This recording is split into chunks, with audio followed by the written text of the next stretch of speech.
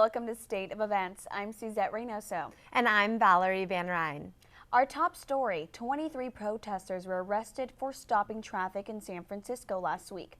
State of Events' Talia Samalian is in the city today with what they were protesting about. Talia? Thanks, ladies. I'm here in the financial district where a deportation protest has just ended. Over 200 people flooded the area, shutting down this busy intersection. They're demanding immigration reform and the end to deportations under the Obama administration. They sat on the street and refused to leave, until one by one, police officers took them away. Their message? An end to deportations, and the reunion of families that have been separated through the process. We were arrested because we wanted to highlight this specific building on Montgomery that has immigration cases going through. And we wanted to highlight that that's happening in our own backyard. We just want folks to be more conscious of it, you know. Immigration and detention and deportation doesn't just happen, you know, outside of us. It's within our communities, and it's hurting a lot of people's lives. According to the Department of Homeland Security, there's been almost 2 million deportations under the Obama administration, which is why immigration activists call him the deporter-in-chief. Every day, more than 1,100 people are separated from their loved ones. I don't think I can live and sleep well at night knowing that these things are happening. According to the New York Times, 2/3 of the deportation cases involve individuals who had committed minor infractions or had no criminal record at all, while 20% of the cases involved individuals convicted of serious crimes. The focus of the program was really on family stories. I was really proud of the families who very courageously came to share their stories. They're all in deportation proceedings. And we really wanted to put a face on the issue. So it's one thing to talk about 2 million, but we really wanted to talk about, well, we want you to see the faces, the beautiful families, the children, the mothers, the fathers. These brave activists are hoping they've done enough to pressure the president to enact change. This protest was part of a national day of action in favor of immigration reform. It precedes an even bigger mobilization in San Jose. We can expect to see further protests occurring around the country on April 5th. In San Francisco, Talia Samalian, State of Events. Commuting to the city just got more expensive. It costs an extra $1 to enter the San Francisco Golden Gate Bridge. As of this week, some drivers may not notice until they get a bill in the mail. It now costs $6 to enter San Francisco if you have Fast Track. Drivers without Fast Track have to pay $7.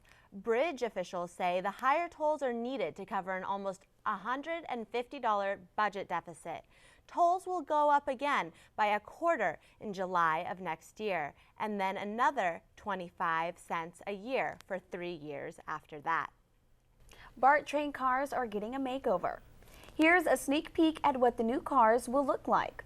They'll be equipped with air conditioning system. They will also be bike-friendly and quieter. BART says they hope to introduce 1,000 new cars and increase seats by more than a third. BART is giving the public the opportunity to try out the new cars April 16th through May 9th. The new train cars are planned to begin routes in 2017. There has been another case of the measles at UC Berkeley. The university is alerting the community that an infected student attended class and rode public transit at the beginning of April. Campus officials have been working with the city to alert anyone who have been been exposed to the student during that time. The warning comes just months after another UC Berkeley student was diagnosed with measles. The patient is currently in isolation.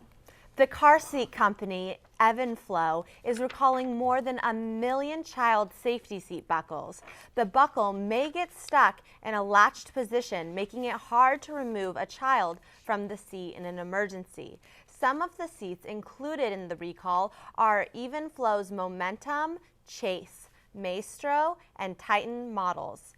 Evenflo will alert registered owners this month and provide replacement buckles. Minimum wage could be going up by almost 50% in San Francisco.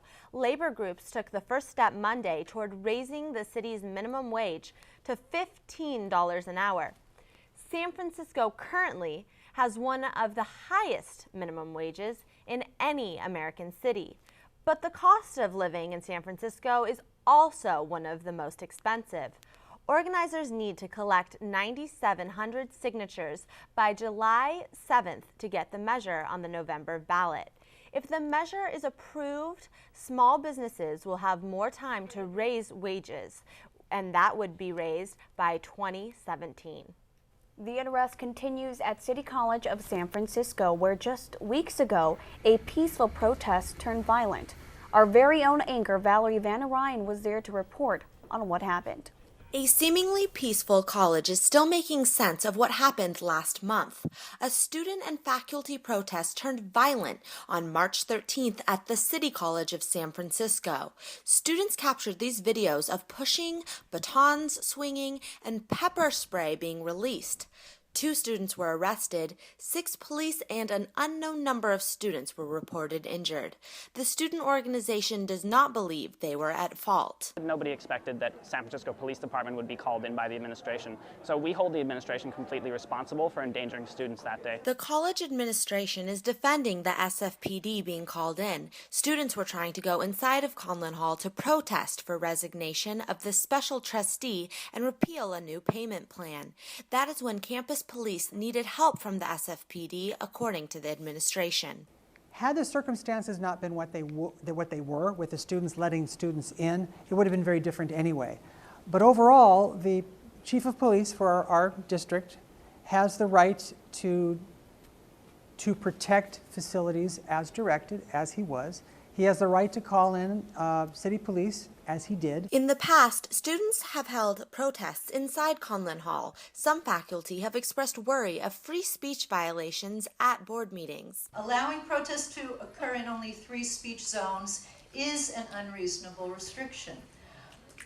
A public institution like CCSS should be open and welcoming to expressions of First Amendment rights. The administration sees it as reasonable to block off the inside of Conlin Hall. You know, every community college has free speech zones where you can say what you want to say. And this is not one of those zones, so it's not appropriate. I'm standing exactly where students and police clashed during the protest. But students and faculty are not backing down and are planning on more protests for the future. The administrators whose offices are behind me inside of Conlin Hall have been working on a 3-step initiative plan in the aftermath of the violence. The City College's chancellor is now calling for an independent review of how police responded to the protest. I'm Valerie Van Ryan at the City College of San Francisco for State of Events. And Nikki Pena is here to tell us about another riot at a California college and more from around the Bay Area. Nikki?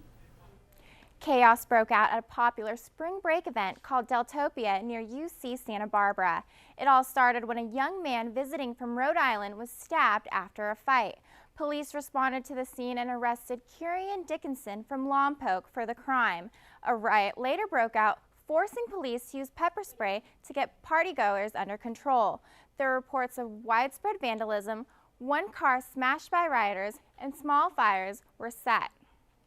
A San Francisco woman is in custody today after surveillance video of her stealing a laptop went viral.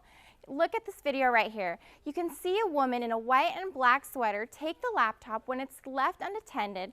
Police say the woman's name is Paul Reynal. They have confirmed that Reynal has been arrested on multiple charges, including possession of stolen property. And get this, she was wearing the same exact sweater when she was caught. An employee at a coffee shop on Clay Street recognized Reynal from the video and called police.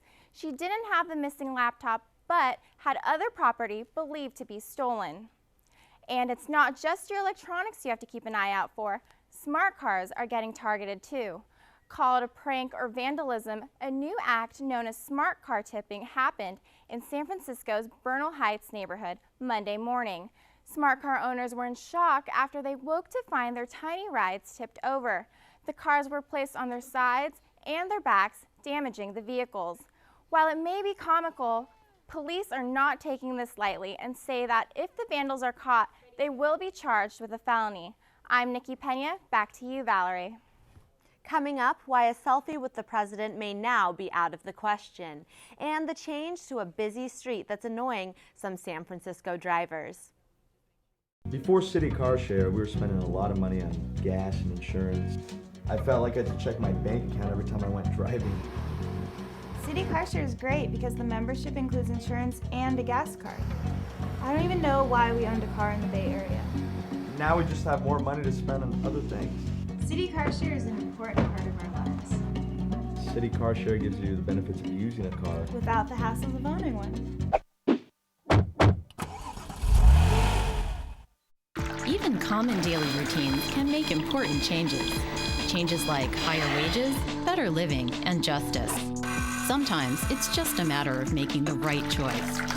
Fair Trade certified coffees are bought directly from family farmers, guaranteeing them better incomes and strengthening their communities. Fair Trade certified. Taste fairness. Look for the label wherever you buy coffee. The city of San Francisco is swapping parking spots for bike lanes. State of Events' KAYLEIGH has the details. In San Francisco, some bikers ride for fun. Some ride to get from A to B, and some ride with it all hanging out. The city of San Francisco is on the up and up for bikers and is taking new measures to ensure that safety and well-being will be the future for SF bikers. Christina Olea from the Department of Public Works helps explain the Polk Street project. So the Polk Street project is funded by the 2011 Road Repaving and Street Safety Bond, and it's a project to improve Polk Street from McAllister at the northern end of City Hall all the way up to Union, which is about 20 blocks. But you know, there's a trade-off. There's limited right-of-way. You know, we can't widen the street. We actually want to shorten the crossing distances. So that means taking out a little bit of parking. We also need to remove some of the parking for the bike lanes.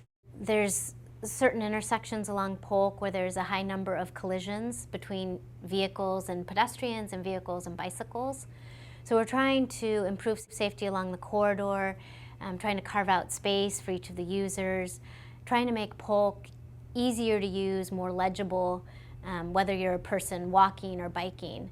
The Polk Street project aims to take this and then turn it into something like this. But not all are savvy to the new project. In fact, there are mixed reviews. So, I mean, I get why they're going to sort of take it away and that they need the bike lanes because it gets kind of dangerous. But my whole thing is that if there's no parking, there's going to be less customers. Less customers coming through, that's going to affect all the businesses here. Polk Street is, I feel like, a fairly safe street, or I felt fairly safe with it. And it's just really, I think, a big issue is motorists being more aware of their surroundings. But obviously, it's going to be a lot safer with space and if it's, you know, a divided lane. So I think there's pros and cons to everything. I think it will affect business negatively, possibly, because, you know, people drive by, they pick up food. But I think there's pros to it as well, just from a business perspective, because it means that people won't drive out of the neighborhood to go somewhere else either. So well, I think it would be pretty awesome. I've definitely had a tough time biking down here without any bike lane, and if they turn into a bike lane, I think it'll make it a lot easier and probably a lot safer too. Polk Street can be a very treacherous place for bikers, especially on a day like today. However, it's also a great location for businesses. So, when the paint hits the pavement, only then we'll really see who will benefit from the new bike lanes. In San Francisco, I'm KAYLEIGH, State of Events. San Francisco's emergency water supply system could potentially fail in some fire situations. Big fires like the one in the Mission Bay district take hundreds of thousands of gallons of water to put out. And that water comes directly from San Francisco's emergency supply. Lack of water isn't the problem, but the water supply system is. A retired fire chief said that the system won't allow the water to reach nearly half of the city due to a lack of fire hydrants. If too many fires were to happen at once, San Francisco might not have the water to fight them. The fire department is looking into more portable hoses and hydrants. Veterans are flocking to the beaches in Santa Cruz for Operation Surf. Last week, 17 veterans came to the Cowell and Capitola Beach for the program Operation Surf. Mission is to help veterans heal through the magic of surfing. It moves along the California coast, beginning professional surfers and veterans together. Many of the veterans are amputees, and some of them even came straight from the hospital to the beach. The White House is considering banning selfies with President Obama after Samsung used his picture as a promotional stunt. Red Sox player David Ortiz posed for a picture with the president when he visited the White House last week. The image was tweeted by Ortiz, and then Samsung retweeted the picture. Samsung released a statement saying they were excited that David Ortiz had captured a historical moment using one of their phones. The White House was not amused. The White House Press Secretary Jay Carney said the White House never approves of the president's image being used for corporate promotion. No legal action has been brought against the phone company. The world is in uproar over social media. KAYLEIGH HENDRIX is here to tell us that and more. KAYLEIGH? Thanks, Valerie. Just last week, Turkey's Prime Minister Tayyip Erdogan banned Twitter. The ban was handed down after tweets with voice recordings and documents implied that some of Erdogan's close associates are corrupt. Turkey tweeters were blocked from accessing the site, but users soon found ways around it. Twitter says it was looking into the situation, but never made an official statement. Around April 2nd, the Twitter ban was lifted because it violates Turkey's freedom of speech laws. YouTube is still blocked. Twitter troubles have made their way to Cuba as well. The United States created a Cuban Twitter account whose goal was to attack Cuba's communist regime. It was called the Zunzuneo Project and was designed to give Cubans the outlet to speak freely. Cubans were reportedly unaware that the Twitter account was fake, and there are now questions as to whether the project was legal under U.S. law. But White House press secretary says that the project was a discrete form of humanitarian assistance for Cuba. And Mother Nature has spoken, or rather shaken. An 8.2 magnitude earthquake hit Chile just last week, killing 5. Chilean authorities evacuated at least 900,000 people. The quake struck just outside of the Chilean city AKIKO and caused shaking in La Paz, Bolivia, 290 miles from the quake's epicenter. It also triggered a small tsunami, and the damages throughout Chile are still being assessed. I'm KAYLEIGH HENDRIX, back to you in the studio. After the break, a new cell phone charger that's speeding things up. You won't believe how fast the new device will charge your phone. And Google's latest attempt to find home for Google Glass away from controversy. Next. My life is full of statistics. Thing is, I could have dropped out of school and become one myself, but I didn't because I had people that believed in me. Here's another statistic. 7,000 students drop out every school day. That's one every 26 seconds. It's time that students know that we believe in them. Inspire a student and share your message of support at boostup.org. When some people struggle with their mortgage payments, they become frozen, petrified. Not knowing what to do, they do nothing. But the people who take action are far more likely to get the most positive outcome. Making home affordable is a free government program. Call now to talk one-on-one with a housing expert about the options that are right for you. Real help, real answers, right now. Google Glass is trying to tap into the professional world. Instead of just personal use, Google has been trying to find Glass's niche, and they think they have found it in the workplace. They launched a new Glass for Work program this week to provide tech support and tools for businesses. Glass is proving more useful for professional use than personal, even though it hasn't been officially released yet. The New York Times reports that workplaces with few privacy concerns and need for hands-free work is where Glass could thrive. And for more in the world of technology, we turn to Vanessa NEVAREZ, live in the studio. Thank you, Valerie and Suzette. Google is shelling out some big cash in fines for international privacy concerns. But with Google's billion-dollar revenue, this is but a slap on the wrist. Google had to pay $1.4 million in fines to Italy. It's true. Just Google it. Italian data watchdog said in 2010, Google's Street View vehicles roamed the streets unmarked. The privacy concern pointed out the cars weren't recognizable enough to give Italian citizens the chance to avoid being photographed. It wouldn't be the first time Google pays up. In the last 2 years, Google paid $3 million in privacy concerns to European countries. Low battery, waiting for your phone to charge can be frustrating. The Israeli company STOREDOT announced a prototype cell phone charger that can charge in just 30 seconds. That's about as long as this report. The announcement was a big deal at a Microsoft conference. Unlike most lithium-ion batteries installed in today's phones, this 30-second battery charger is all organic. The charger is run by peptides, the same peptides as those found in humans that help run hormone-to-brain signaling.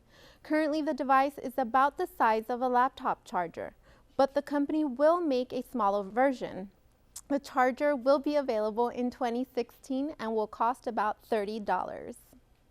This is something straight out of science fiction. One Dutch artist / innovator mixes technology, art, ideology to make what he calls techno-poetry. He brings futuristic concepts to reality. Internationally acclaimed innovator and designer Dan Rosagaard uses technology for a better future. He is what's called a social designer. His projects include smart highway. For driver safety, solar charged painted lane dividers glow in the dark, and thermic road painted snowflakes activate when temperatures cause black ice on the road. He's also working on an induction priority lane in the Netherlands, which means electric cars could charge by their own wheels striking the embedded induction coils on the lane, causing, of course, energy. Some of his projects are being tested in Europe right now. From art to safety, Dan Rosagaard's designs are something definitely to look forward to in the future. That's all for your tech report today. I'm Vanessa NEVAREZ. Back to you in the studio. Baseball season is here at last. State of Events Victoria Alaniz visited a fun San Francisco party this weekend. We'll have her story coming up.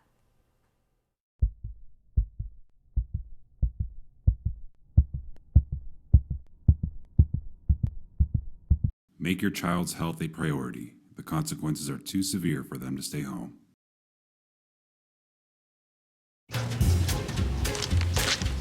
Really?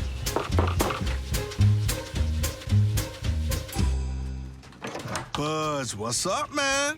You left some leaves burning out here. Yeah, I just came in just for a second. Come on, man. If it's too hot to touch, it's too hot to leave. You could torch the whole neighborhood. It's a good point. There's smoky. 9 out of 10 wildfires are caused by humans. Only you can prevent wildfires. Looking for these? You drive buzzed. It could be one very expensive ride. First, you gotta make bail. Then pay me to get your car back. Your insurance premiums will go through the roof. And my legal fees just keep adding up. All told, it could end up costing you $10,000. Buzzed, busted, and broke. Because buzz driving is drunk driving. Baseball season is back, and Victoria Alaniz was at an event that Dodgers fans may want to avoid. If you're a Dodgers fan living in San Francisco, SOMA Street Food Park was definitely somewhere you wanted to avoid on Saturday. SOMA Street Food Park, along with Fun Cheap, joined together and created their first annual BLA Piñata Bash, equipped with piñatas, Giants fans, and food trucks galore. So basically we've got all the Giants game on all the TVs, about 12 big screen TVs. All the food trucks are doing ballpark specials, so garlic fries, burgers, hot dogs, things like this. And then we got a bunch of beer specials. Although this event was created in order to celebrate the rival game, we've seen how ugly violence has gotten between fans of both teams, with the lethal stabbing of LA Dodgers fan and the severe beating of a Giants fan. We wanted to have a piñata bash, but we knew that there had been some violence at both of the ballparks, and we wanted to be very sensitive to that. The original idea was actually to get a piñata of a player, of a Dodger player. And we thought that that really wouldn't work too well in order to create a good family atmosphere. Luckily for both of the hosts, no Dodgers fans showed up to the event, eliminating the risk of another fan brawl. Giants fans at the BLA Bash instead focused on celebrating team rivalry. To get together like this, it's great. Everybody cheering on the Giants and booing the Dodgers. And I think the Dodger piñatas are some of the best things. I don't think it'd work with any other team. No matter if it was food or fun that brought these Giants fans together, the first annual BLA Fest was a success. Whether fans caught the game at SOMA Street Park or here at AT&T Park, Giants fans still got to enjoy the 7-2 victory over the Los Angeles Dodgers. Rooting for the Giants in San Francisco, I'm Victoria Elanese for State of Events. With a look at some events going on this weekend, here's Austin Stanley with your weekend update. Thanks, guys. It's going to be a festival-filled weekend here in the Bay Area. The first one you should check out is the Japanese Cherry Blossom Festival. It's the country's second largest event celebrating the blooming of cherry blossoms, and it starts this Saturday, April 12th from 11 in the morning till 5 at night. Food stands, live music, and cultural performances will all be there to help celebrate the Japanese-American culture. It's taking place on Post Street between Laguna and Fillmore and is free to attend. You can find out more at sfcherryblossom.org. Also on Saturday is the Berkeley Bay Festival. It's happening at the Shorebird Park off University Avenue from 11 to 4. The event is an outdoor Earth Day celebration for all ages. There will be live jazz, a playground for kids, and hands-on classes about the environment. Cal Sailing Club will also be offering free sailboat rides. The Bay Festival is free to attend, and the organizers recommend that you take an earth-friendly mode of transportation there. If your schedule is too busy to spend a weekend browsing booths and taking boat rides, try National Grilled Cheese Day. Saturday at the Street Food Park in South of Mission, food trucks will be selling grilled cheese sandwiches and $3 beers. The event will also be showing the Giants and Colorado Rockies game and the Masters Golf Championship. The event is free, but you have to RSVP at the National Grilled Cheese Facebook page. I'm Austin Stanley with your weekend update. Those grilled cheese look delicious. They really do. Too bad I won't be having any. I'm lactose intolerant. Oh, that's too bad. Thanks for watching State of Events. Make sure to follow us on Facebook, Instagram, and Twitter. We'll see you soon.